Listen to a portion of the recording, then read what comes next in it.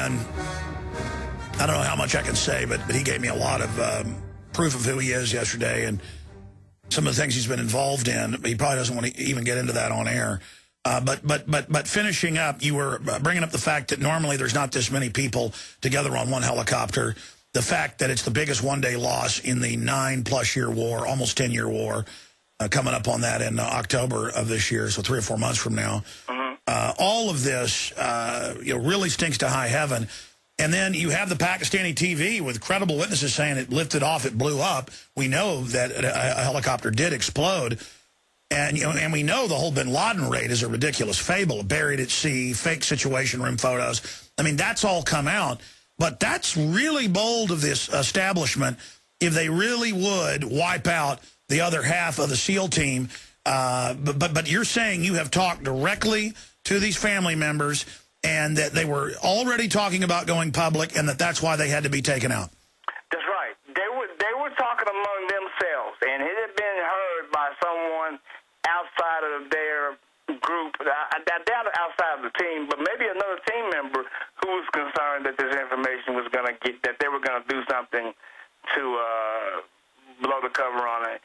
And that person may have said something to someone else. I don't know exactly how it goes, but they had decided that they were going to hold back and wait for a better time to do it and see how if it was going to come out from somewhere else. Because Dr. Roberts hit on it so quick after it happened, and then General Gould came on and came right behind him with the exact same thing. Another thing you got to look at, Afghanistan has been in consultations or negotiations with the Taliban because on 4 occasions, Karzai has asked the United States to leave. He told them that they were beginning to become like an occupying force. He told them that when they killed up a bunch of kids, a group of people that had like 8 kids in it, that he didn't want any more apologies. He said, at one point, NATO, get out. So each time that this is happening, I think what happened is they came back at him kind of like the Bobby and John Kennedy deal. They killed his brother, who was a big-time dope dealer. I mean, so it wouldn't be a great loss to the world. But it would be a great loss to President Karzai. And they're saying, like, hey, that your brother, that could have been you. So, yeah, people are waking up because people understand really what this is. Everybody in the Marine Corps is familiar with Smedley Butler. And he's saying that war is a racket, okay? And that makes us, in essence, racketeers. What you have to understand is, like I said, this is a rough and tumble game. People, there is no reset button, all right? And so you have to take everything as it comes. Okay. When you have them tell you, when they come out and tell you a cover story like this, and it has so many holes in it, then you just have to wait for the other shoe to drop. The other shoe has dropped. Now they're going to get in touch with the gentleman I told you. I don't know if I told you on the air or not, but Mr. Hirsch, okay? I gave him the number that I have from Mr. Hirsch. I don't know if it's, I haven't tried to call him myself, but apparently they got through to him because I told her she had any problems, give me a call back, and I'd help her try to follow up on that. This is going to break pretty soon, okay? Because, like I say, these people have had, and really you don't even know the numbers. Because if you got, the numbers don't jive. Colonel Six, I'm going to get into the economy, but do 2 more minutes. What's on the other side? I want to come back because the New Yorker just last week put out a puff piece about the bin Laden thing. I know Cy Hirsch, Pulitzer Prize winner. I've talked to him before, but he says he'll come on the show and never does. I know he's exposed Abu Ghraib and a lot of big events, Operation Phoenix. But, I mean, they are in Obama's hip pocket. I don't know. The families ought to just give a press conference before they start getting whacked. We'll be right back. Well, I have sources known to me, sources that are unknown, but have given us good information in the past.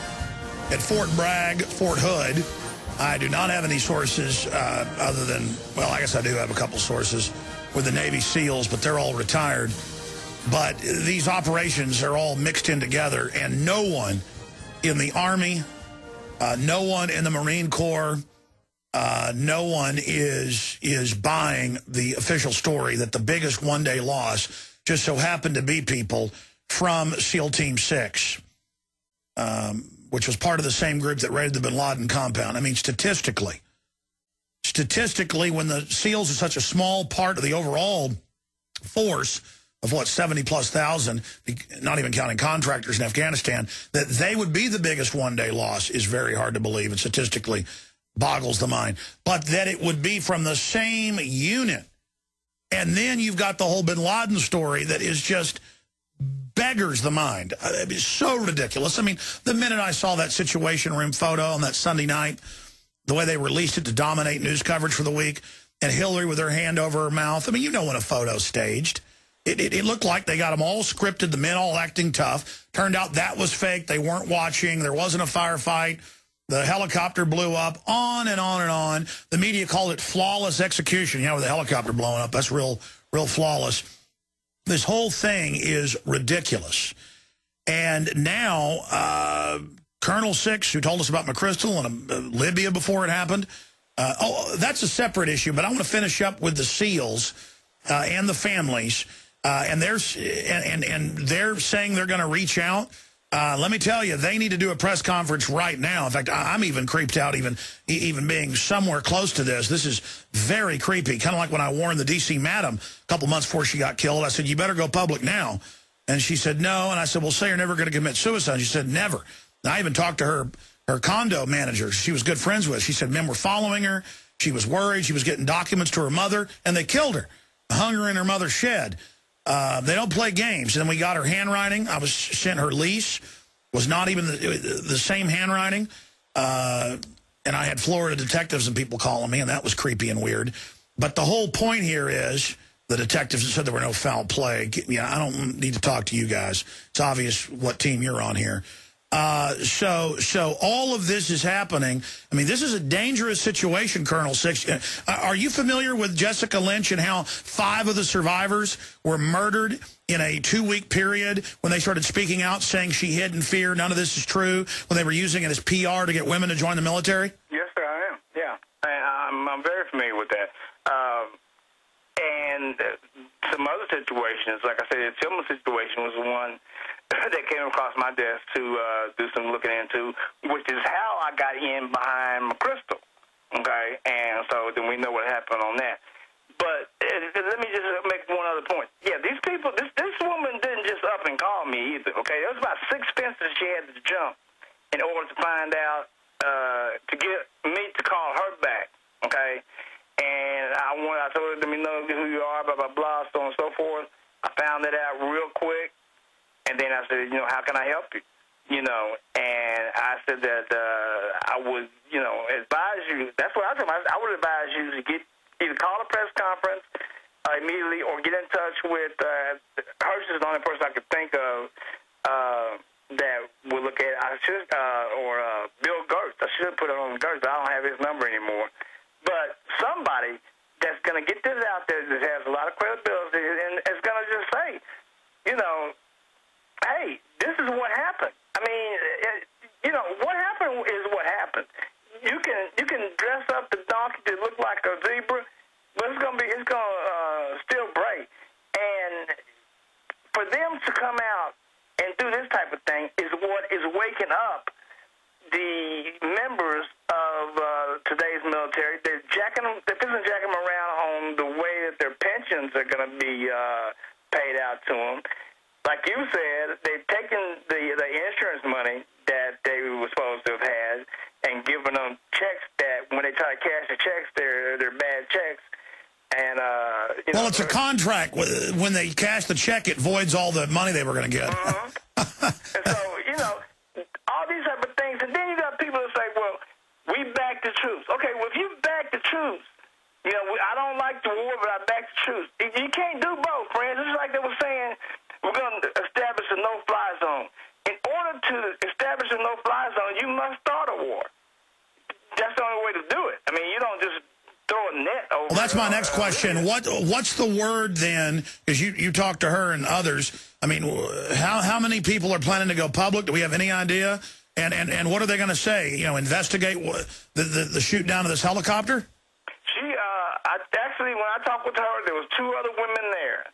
And they gave me the impression there was at least a dozen out and they're going to say basically that some of them had relatives, and mostly his husbands. I'm just going to come out and say that.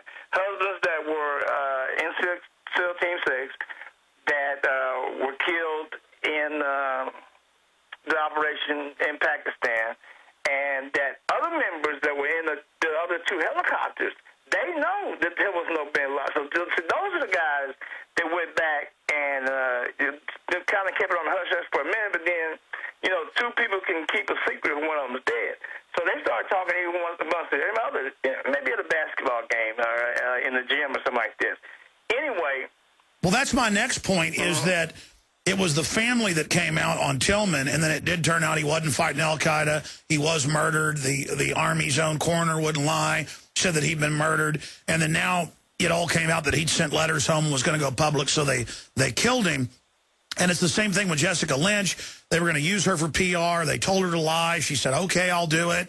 And then finally she came out and said, okay, it's all a lie, or they were going to kill her and then say, oh, the poor hero died in a car wreck. Right. But they'd already killed the other folks that were speaking out. Why are they so bold? I mean, if the Pentagon and the people that run this keep getting caught killing people who get in the way of their public relations propaganda, then, I mean, if they really did kill these SEALs, which it looks like they did, these people are crazy. Because if they can't cover up the murder of Pat Tillman or Jessica Lynch's unit, they're not going to be able to cover this up. No, but it's just like Jimi Hendrix said, act as bold as love. You know, when you get to a certain point where you don't care if it's covered up or not, I tell you what you're going to need to do is prove it, okay? Now, how are you going to prove it? And I mean, take it into a court and have the elements of evidence and so forth to actually prove wrongful death or whatever you want to go for. It's going to be damn near impossible.